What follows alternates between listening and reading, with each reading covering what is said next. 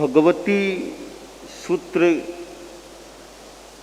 के 8वें शतक में कहा गया है, 10 ठाणा इम छौमत्थे सब्ब भावेणम न जानई न पासई तंजहा धम्मत्थिकायम अधम्मत्थिकायम आगासत्थिकायम जीवम अशरीर परिबद्धम परमाणु पोग्गलम सद्दम गंधम वातम अयम जिणे भविष्य वा नवा भविष्य अयम सब दुखाणम अंतम करिष्यि करिष्यि वा न वा करिष्यि एयानि चेव उपन्न नान दंसन धरे अरहा जिणे केवली सब भावेणम जानई पासई।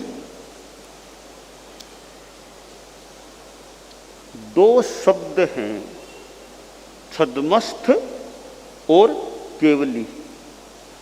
ये जैन वाङ्मय में 2 शब्द हैं। ये 2 शब्द वैसे प्रसिद्ध भी हैं, जो कुछ तत्वज्ञान को जानने वाले हैं उनके लिए तो प्रसिद्ध हैं। ये 2 शब्द हैं, इनका विभाजन ज्ञान के संदर्भ में है, ज्ञान के विकास के साथ जुड़ा हुआ है। 8 कर्म बतलाए गए हैं। उनमें पहला कर्म ज्ञानावर्णीय है। जिसका ज्ञानावर्णीय कर्म क्षीण नहीं हुआ है वह प्राणी छद्मस्थ है, वह मनुष्य छद्मस्थ है। और जिसका ज्ञानावर्णीय कर्म क्षीण हो गया है वह मनुष्य केवली है। तो छद्मस्थ और केवली का मूल विभाजन भेद रेखा करने वाला केवल ज्ञान है। ज्ञानावर्णीय कर्म क्षीण होगा तो केवल ज्ञान हो जाएगा, ज्ञानावर्णीय कर्म क्षीण नहीं हुआ है तो केवल ज्ञान नहीं हुआ है। तो केवल ज्ञान इसका मूल भेदक है, विभाजक है। जिस मनुष्य को केवल ज्ञान नहीं हुआ वह छद्मस्थ है, जिस मनुष्य को केवल ज्ञान हो गया वह केवली है।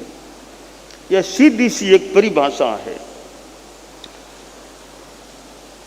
जो छद्मस्थ आदमी है वो ज्ञान की दृष्टि से छद्मस्थ आदमी 4 प्रकार के हो जाते हैं। एक वे मनुष्य जिनके पास मत्ति ज्ञान और श्रुत ज्ञान, ये 2 ही ज्ञान हैं, यह पहला प्रकार हो गया। और दूसरा मनुष्य जिसके पास मत्ति ज्ञान श्रुत ज्ञान तो है ही, अवधि ज्ञान और हो गया, वो 3 ज्ञान वाला इस रूप में मनुष्य। तीसरा प्रकार है कि मत्ति ज्ञान श्रुत ज्ञान है, अवधि ज्ञान नहीं है, परंतु मने प्रयोग ज्ञान हो गया है, वो 3 ज्ञान वाला मनुष्य। और चौथा मनुष्य मत्ति श्रुत अवधि और मनः प्रयोग 4 ज्ञान जिसके पास होते हैं, उपलब्ध हो गए हैं, वह छद्मस्थ मनुष्य। तो छद्मस्थ मनुष्य यों 4 प्रकार के हो जाते हैं। अब इनमें देवों को, नारकों को, उनमें भी 3 ज्ञान मिल सकते हैं। ऐसे नारकीय जीवों में भी 3 ज्ञान मिल सकते हैं, मति श्रुत अवधि। मनः प्रयोग नहीं होता, मति श्रुत अवधि। अब बात यह है कि 10 चीजें ऐसी हैं जिनको छद्मस्थ आदमी सर्वभावेन संपूर्ण रूपेण नहीं जान सकता, नहीं देख सकता। वो 10 चीजें कौन सी है?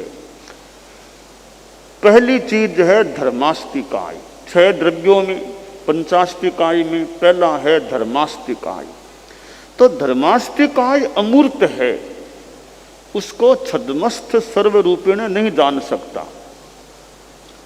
परंतु जो केवली है, सिद्ध है, सिद्ध भी केवली है, केवल ज्ञानी है, वे धर्मास्तिकाय को सर्वभावे ने जान लेते हैं और देख भी लेते हैं। यानी दर्शनावरणीय कर्म के क्षय से केवल दर्शन हो गया, उस रूप में देख भी लेते हैं। इसी प्रकार अधर्मास्तिकाय है 6 द्रव्यों में दूसरा, वह भी अमूर्त है, उसको भी केवल ज्ञानी ही सर्वभावे ने जान देख सकता है, छद्मस्त नहीं जान देख सकता। और आकाशास्तिकाय भी अमूर्त है, उसकी भी यही बात है। और शरीर मुक्त जीव जो सिद्ध भगवान हैं, उनको छद्मस्त सर्वभावे ने नहीं जान देख सकता, केवल ज्ञानी उनको जानता है, देखता है। तो शरीर मुक्त जीव यानी यह सिद्ध भगवान जो जीव हैं। कोई कह दे कि संसारी अवस्था में एक जीवन के बाद दूसरे जीवन के बीच के काल में तो वो यह शरीर कहाँ रहा, तो वहाँ सूक्ष्म शरीर तो है ना, सूक्ष्मतर शरीर भी हैं, इसलिए वो शेष शरीर ही है। किसी अपेक्षा से पूर्णतया अशरीर सिद्ध जीव होते हैं, तो उनको छद्मस्थ सर्वभावे ने नहीं जान पाता, नहीं देख पाता, केवल ज्ञानी जान देख सकता है। अब परमाणु पुद्गल है, परमाणु है इतना सूक्ष्म तत्व परमाणु, उसको सर्वभावे ने केवल ज्ञानी जान सकता है, सामान्य आदमी उसे नहीं जान सकता।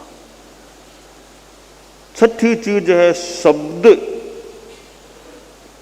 शब्द की भी वो भी पुद्गल है, शब्द को भी सामान्य आदमी समग्र रूपेण नहीं जानता।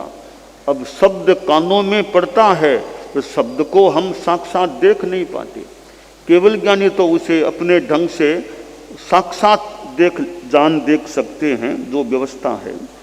इसी तरह गंध है 7वीं बात। 8वीं बात वायु, कि वायु को छद्मस्थ आदमी फील तो कर सकता है, अनुभव तो कर सकता है शरीर से कि हवा लग रही है, परंतु साक्षात छद्मस्थ आदमी साक्षात सर्वभावे ने वायु को नहीं जान पाता। सामान्य आदमी आंखों से तो हवा दिखती नहीं है, तो आंखों से भी नहीं देख पाता वायु को, जबकि वायु हमें अनुभूत होती है, संवेदना होती है, हवा चल रही है, ठंडी हवा है, गर्म हवा है, अनुभव हो रहा है, तो आंखों से नहीं देख पाते हैं। तो केवली सर्वभावे ने हवा वायु को भी जान सकता है। अब यह जीव जिन होगा या नहीं, तीर्थंकर बनेगा या नहीं, यह सर्वभावे ने सामान्य आदमी नहीं जानता, केवल ही जानते हैं। यह जीव सभी दुखों का अंत करेगा या नहीं, या यह भवी है या अभवी, यह केवली तो जान लेता है, सामान्य आदमी के लिए यह अगम्य होता है। तो छद्मस्थ और केवली का यह एक अंतर भी हो गया कि केवली कितना जान लेता है, देख लेता है, जबकि सामान्य छद्मस्थ आदमी उतना ज्ञान नहीं कर सकता, इन चीज़ों को नहीं देख पाता।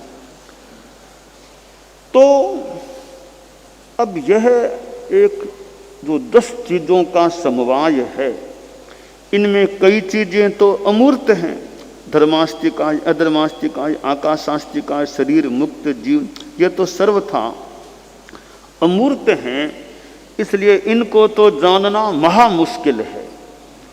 कुछ चीज़ें हैं, मान लो शब्द है, गंध है, वायु है, इनको थोड़ा मामूली रूपों में कुछ अनुभव आदि आदमी कर भी ले, फिर भी सर्वभावे ने ज्ञान इनका भी नहीं हो पाता है। अब यहाँ एक बात आती है कि ये जो ज्ञान की पराकाष्ठा है, जो केवल ज्ञान की बात है, तो केवल ज्ञान ज्ञानावरणीय कर्म के क्षय होने से प्राप्त होता है, परंतु ज्ञानावरणीय कर्म के क्षय के लिए भी बड़ी अर्हता चाहिए। हर कोई आदमी ज्ञानावर्णीय कर्म का क्षय नहीं कर सकता। ज्ञानावर्णीय कर्म को क्षय करने की प्रकृष्ट अर्हता है कि मोहनीय कर्म क्षीण हुआ या नहीं। यह शर्त है कि मोहनीय कर्म क्षीण पहले करो, वो कर दोगे तो बाद में ज्ञानावर्णीय का क्षय कर सकते हो। करो, जरूर करोगे, तो पहले मोहनीय का क्षय करो।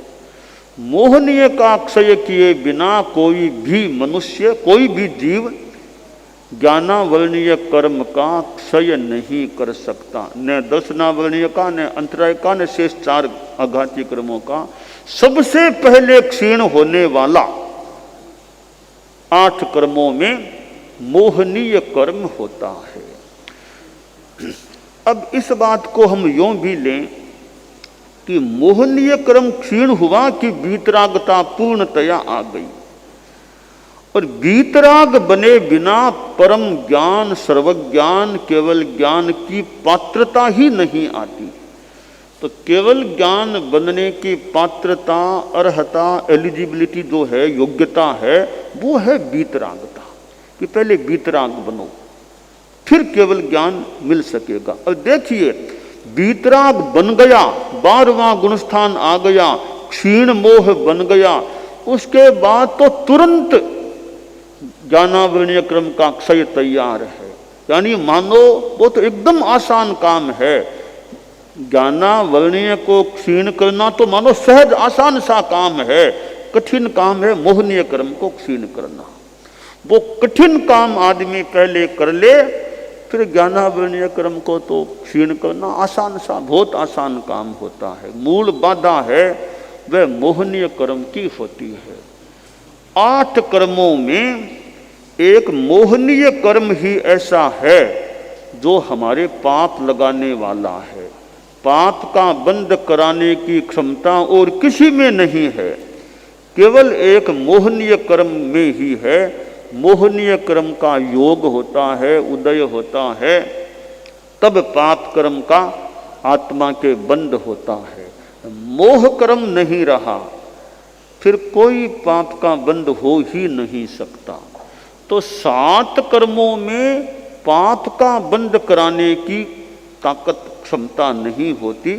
केवल मोहनीय कर्म ही पाप कर्म का बंद करा सकता है। शास्त्र में उत्तरजयनानी में कहा गया कि रागो ये दोषो वियकम बीयम। राग और द्वेष ये उस कर्म के बीज हैं। मोहनीय कर्म सारा का सारा राग और द्वेष में समाविष्ट हो जाता है, या राग द्वेष मोहनीय कर्म में समाविष्ट हो जाते हैं। और मोहनीय कर्म है दर्शन मोहनीय, चारित्र मोहनीय, इधर नो कसाय। तो ये कुल प्रकृतियां जो 28 हैं, 25 प्रकृतियां चारित्र मोहनीय की है, 16 4 4 4 4 अनंतानुबंधी। क्रोध मान माया लोभ, अप्रत्याख्यानी क्रोध मान माया लोभ, प्रत्याख्यानी क्रोध मान माया लोभ, संज्वलन क्रोध मान माया लोभ, ये 16 हो गई। नो कसाय, हास्य, रति, अरति, दुगुंसा, भय, शोक, पुरुष वेद, स्त्री वेद, नपुंसक, ये कुल 9 है नपुंसक वेद तक। तो 16 और 9 25। दर्शन मोहनीय की 3, वो मिथ्यात्व दर्शन मोहनीय, मिश्र सम्यक दर्शन। ये 28 प्रकृतियां मोहनीय कर्म की होती है। तो इन 28 प्रकृतियों का नाश करना बड़ी शूरवीरता का कार्य होता है। और इनका क्षय हो जाए, दर्शन मोहनीय है। चौथे गुणस्थान में भी क्षायिक सम्यक्त्व की प्राप्ति हो सकती है। और 7 प्रकृतियां मानो खत्म, 4 अनंतानुबंधी, 3 दर्शन मोहनीय, 7 गई। चौथे गुणस्थान में भी इन 7 प्रकृतियों से क्षीणता की स्थिति उपलब्ध हो सकती है और क्षायिक सम्यक्त्व की प्राप्ति हो सकती है। यह एक विशेष ध्यातव्य बात है कि यह क्षायिक सम्यक्त्व की प्राप्ति में चारित्र मोहनीय की भी 4 प्रकृतियों को नष्ट करना जरूरी होता है। कोरा दर्शन मोहनीय, साथ में चारित्र मोहनीय को भी खत्म करना। तो चारित्र मोहनीय और दर्शन मोहनीय का थोड़ा मानो अनुबंध है, एक दूसरे का संबंध है कि अनंतानुबंधी को भी जाना होगा साइक सम्यक्त्व के लिए। तो ये सब आश्रय बातें हैं। अब जो बात है कि हम केवल ज्ञान की प्राप्ति को तो बहुत भले कामना रखें, पर अभी बहुत एक आगे की बात मान लें। वर्तमान जन्म में यहाँ पर केवल ज्ञान की आशा नहीं है, परंतु मोहनीय कर्म को क्षीण करने की दिशा में तो आगे बढ़े। वो केवल ज्ञान की प्राप्ति जल्दी तो हो सके, उसके लिए ये मोहनीय कर्म को पतला पाड़ने की, पतला करने की वो हमें साधना करनी चाहिए। तो फिर हमें केवल ज्ञान तो अपने आप मानो मिलना ही मिलना है। मूल चीज है वो मोहनीय कर्म को क्षीण करना है। तो मोहनीय कर्म को भी सर्वथा क्षीण करना मान लो संभव न हो, तो उसको पतला तो करें, प्रयत्नों करें, कम करते जाएं। और उसके लिए कि चार कषाय क्रोध मान माया लोभ, ये हमारे पतले पड़े। हम अपना अपना यदा कदा आत्मालोचन करें कि मेरा गुस्सा कितना है, 10 साल पहले मेरे गुस्से की स्थिति क्या थी और आज क्या है। हमारे संत लोग सोच लें भी, दीक्षा ली, दीक्षा लेने से पहले गुस्सा कितना था, अब मेरा गुस्सा कितना क्या है। मान अहंकार तो मेरे में ज़्यादा, थोड़ा बहुत मान लो हो, ज़्यादा कोई घमंड की भाषा तो मैं नहीं बोलता हूँ। मैं छलना तो नहीं करता हूँ, किसी को ठगने की, धोखा देने की, वो माया का प्रयोग तो नहीं करता हूँ। मेरे में लोभ तो ज़्यादा नहीं है। संतोष कितना है और लोभ कितना है, यो हम स्वयं का आत्मान्वेषण, आत्मालोचन करें कि भी मेरा कषाय पतला कितना हुआ। अब मान लो उम्र तो 85, 88, 86, 9वें दशक की है, तो अब जैसे साधुओं की थोड़ी अलग बात है, उनको भी सोचना चाहिए भी इतनी उम्र आ गई है, अब हम और ज़्यादा साधना में लगे। कि मान लो युवा अवस्था में थे, यात्रा की, घूमे, काम किया, खूब किया, अब 9वें दशक में चल रहे हैं, अब आत्मा के लिए और विशेष ध्यान दें, जप तप स्वाध्याय उसमें ज़्यादा लगे। तो फिर भी साधुओं का तो जीवन मान लें वो धर्म का जीवन। आप लोग जो गृहस्थ हैं उनके लिए विशेष ध्यातव्य है कि उम्र के साथ कहीं कहीं टर्निंग मोड़ भी लेना अपेक्षित हो सकता है। कि देखिए जवानी में थे तब एक अलग मान लो जीवन था, अब तो जवानी पार हो गई जिनकी, 75 आ गए, 80 आ गए, 82 आ गए, 9वां दशक है, कोई 90+ भी हो गए हैं। तो अब उनको यह सोचना चाहिए कि अब मैं ज़्यादा अध्यात्म की साधना में समय लगाऊं, उसमें मेरा ज़्यादा ध्यान रहे, मैं भूल न करूं। तो परम पूज्य आचार्य श्री महाप्रज्ञ जी वो लगभग मान लो 89-90 के आसपास थे जबकि मैं बात बता रहा हूँ। तो एक दिन फरमाया कि अब मैं अपने अगले जन्म की ओर ध्यान दे रहा हूँ, मैं अगले जन्म की ओर ध्यान, यानी इसका मतलब मैं यह समझा अब मैं ज़्यादा अपनी साधना आत्मा इसमें ज़्यादा प्रयास कर रहा हूँ। तो यह कि भाई उम्र आ गई है, 80 पार है, अब ज़्यादा आत्मा ध्यान अध्यात्म साधना इसमें ज़्यादा समय लगाएं। क्योंकि उम्र की बात है, एक उम्र है तो वहाँ काम करने का समय है भी, घूमो, यात्रा करो, जाओ, प्रचार करो, वो करो, सेवा करो, वो काम की उम्र होती है। आप लोग गृहस्थ हैं, मान लो 40 के हैं, 45 के, आप व्यापार करते हैं, धंधा करते हैं, वो आपकी उम्र है। गृहस्थों की वो उम्र है कमाई करने की, युवकों की उम्र होती है कमाई करने की। ठीक है, उस टाइम परिवार के लिए मान लो खूब पैसा कमाने में उसमें समय काफ़ी लगा दिया।